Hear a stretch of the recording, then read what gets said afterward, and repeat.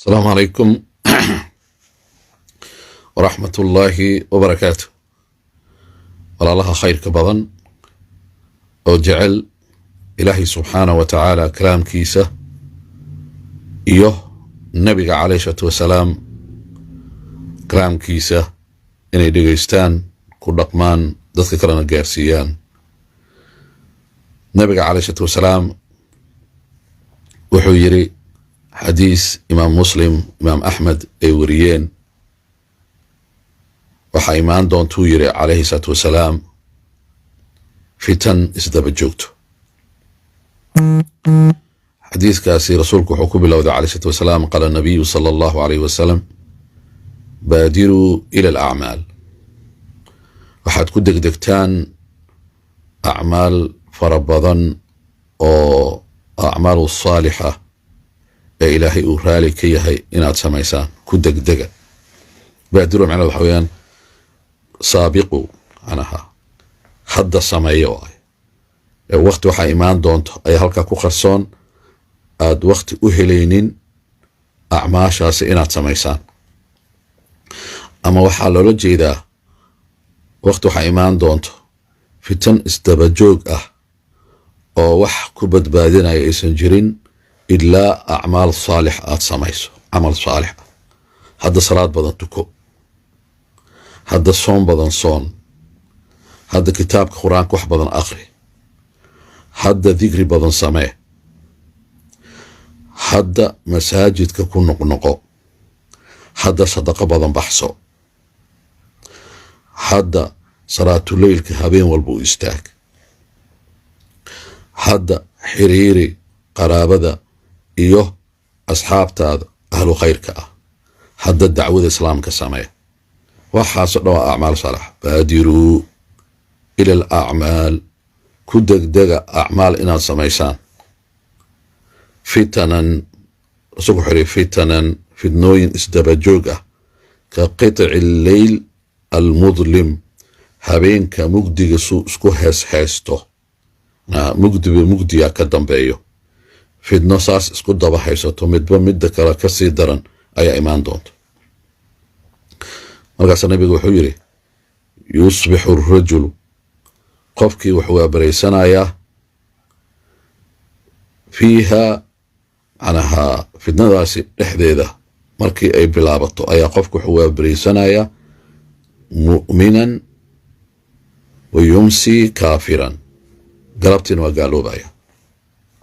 subaxdii waa mu'min, galabtiina waa gaal. wa yumsi معناها مركز واحد يصبح مؤمنا ويمسي كافرا. هدنا يصبح كافرا وحو لصعو كعايا هرددا أما اللوى بريسانايا إساقو قالة إساقو قالة. ويمسي مؤمنا قلبت هدنا اسبدال آيا سلامكو نقنايا مسلم نقنايا مؤمن نقنايا.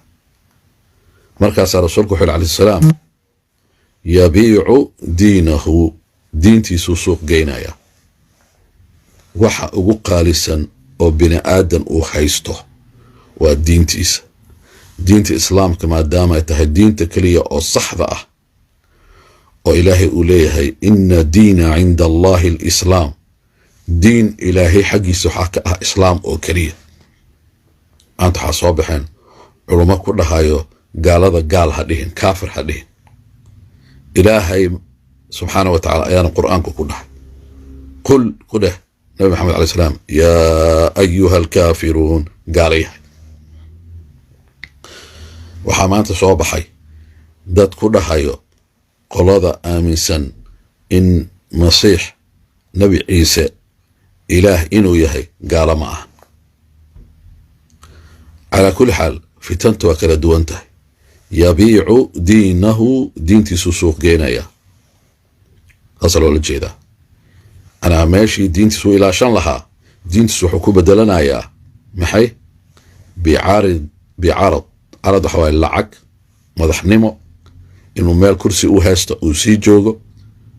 anaa bicarad addunya, adduun loo soo bandhigay waa maal, madaxnimo iyo wixii la mid ah. rasuulku markaas wuxuu leeyahay qaliil xadiiska dhammaantiisa oo wax yar ah oo hadda dhammaanaya. qaliil waxaa loola jeedaa waqtigaa haysanaysaa yar ilaan haddaad dhimanaysaa. ama qaliil waxaa kaloo lagu fasiray waxa lagu siinayo mar kasta marka loo fiiriyo aakhiro ilaahay wuxuu kugu talagalay wax yar waa. madaxnimo waa yar tahay, waa ka xanuunsanaysaa, waa ka dhimanaysaa, waa lagaa bedelayaa. markaasaa qofkii diintiisuu gadanaya u suuq geynaya. qofkii oo muslimka ahaa subaxdii waxaa arkaysaa galabtii isagoo gaal ah. maxaa loola jeedaa? qisaa jirto oo waqtiga nebiga dhacday calayhi salaatu wasalaam. nebiga wuxuu lahaa koox oo aad ugu fiican qoraalka. marka wuu soo xushay kooxdaasi. markii waxyigu uu soo dego rasuulku waxa ma qori jirin saa ula socotaan, waxna ma akhrin jirin. waxay ka mid ahayd mucjizooyinka rasuulka calayhi salaam. marka koox waxaa jirto mar alle markii waxyigu soo degaayo rasuulka calayhi salaam ka qori jirtay waxyiga. kutaabul waxyi ahaayeen. shaqadooda waxay ahayd waxyiga inay qoraan. kooxdaasi marka ayaa waxaa ka mid ahaa nin soo islaamay oo yahuudi ah. ninkaasi aad u qoraalka ugu fiicnaa, islaamkiisa waa soo wanaagsanaaday, rasuulka kooxdu ku darsaday. marka waa garan kartaa haddii oo wasiir lagaa dhigo oo madaxweyne wasiir u kaa dhigto, uu ku soo dhowaysto, uu ku karaameeyo, oo meel mansab fiican ku geeyo, adna inaad ixtiraamto ayuu mudan yahay. qofkaasi ku ixtiraamay. marka ammaano waay. marka waxa loo dhiibayo waa ilaahay kalaamkiisa, qoritaankiisa. ninkii yahuudiga ahaa soo u shaqaynay wax u qorayo. maalin maalmaha ka mid ah qoladii yahuudu ka soo jeeday ayuu u tegey. markay la kulmeen wuxuu u sheegay, waxay yidhaahdeen nin yahow diintii aabbayaashaada oo diin sax ahayd ayaa ka tagtay, kumana habbooneen qof adoo kale ah caalimu ahaa oo wax yaqaano oo qoraa ah inuu ka tago. markaasaa wuxuu yidhi diin sax ahaan galay oo diinteedii hore ii tilmaantay inay sax tahay. marka wuu la dooday. doodiisi loo gedgedinayay oo loo waday haddana waxay dhaheen okay, dhib ma laha, diintaa iska heso, gabaraan ku guurinaynaa, gurinoo ku dejinaynaa. oo maxaa iga rabtaan? waxaan rabnaa waxyigaan aa qoraysid oo nebigaa ka guurisay, oo nebigaan sheeganaya iyaga ma aaminsana yahuudda, in aad wax ka bedasho. calaa kulli xaal saan u soo koobo waxyaalaha maanta socdo waayo. qofka marka lagu soo noqnoqdo oo la rabo in la bedelo, haddii iimaan xoog badan uusan lahayn, haddii ilaahay subxaana wa tacaala towfiiqda uusan waafajin, qofkaasi meel khataru ka dhacaya. niminka way ka dhamaysteen. calaa kulli xaal waxay u sheegeen adduun ama xaas ha loo guuriyo, mansab ha loo sheego, madaxnimo ha loo sheego. nimankii way ka dhaadhiciyeen. ninkii wuxuu bilaabay dacayad nebiga inuu ku furo calayhi salaam. dacayadiisa waxaa ka mid ahayd inuu ku dhaho nebiga calayhi salaatu wasalaam waxaan oo maxamed oo dadka ay leeyihiin maxamedaa keenay oo qur-aanka ah, wuxuu dhahay anaaba keenayba, anaa u qoro, anaa u yeeriyo. markaasaa xitaa weli wuxuu yiri uu ku dardaray meesha hadduu markuu rabo inuu wax dhaho, hadduu dhaho casiizun xakiim, waxaan ugu bedelayaa shadiidun ciqaab, macnaa shadiidun oo ciqaabun shadiid. calaa kulli xaal waxaa dhacday ninkii oo heerkaas gaaray oo mas-uuliyaddii loo dhiibay oo weyneyd oo adduun ku gatay. rasuulka calai salam markay sheekada soo gaartay inuu dicaayad ka sameynayo nebiga calai salatu wasalaam iyo qur'aankina inuu ku been abuuranayo, nebiga gacantu kor u tahay calayhi salaatu wasalaam. ilaah uu toogay, wuxuu dhahay allaahuma ajcalhu aaya oo cibra. ilaah waxaa ka dhigtaa aayad ama calaamad dadka ay arkayaan waxa uu sameeyey inuu khaldan yahay. ninkii wuu xanuunsaday, inkaartaa ku dhacday, wuu dhintay. markuu dhintay kadib waxaa la geeyey qabrigii, waa aasay.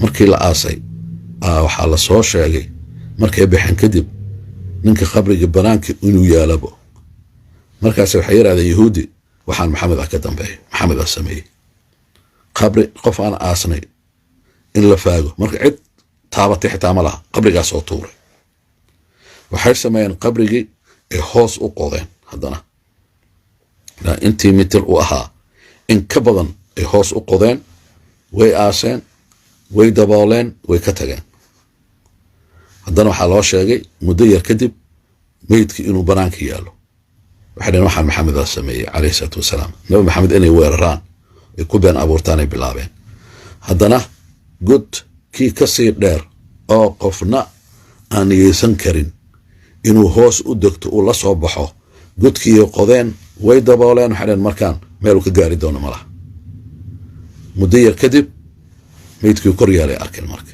isagoo waxay dhaheen waxba kama qaban karno arrintan waa calaamadii waay waxay leedahay arrintan wax aan ka qaban karno malaha banaanka kaga tageen marka banaanka markay kaga tageen marka xayawaanadii oo eeyaha u ka mid ahaa waxay bilaabeen inay yimaadaan ay goostaan waa calaamad waay iyadoo la og yahay meydka in la aaso diimahoo dhan ay wada qabaan ayaa dhulkiyaa diiday marka waa calaamad qofka diintiisa gata ilaahay subxaana wa tacaala calaamad adduunu tusinaya intaan la gaarin tii aakhiro diin gadashada waxaa ka mid ah in wax diinta ee amartay oo la rabay in aad raacdo in waxaasi cagsigeeda aad qaadato adoo madaxnimo raadinayo ama adoo lacag qaadanayo ama adoo siyaasad kala raacayo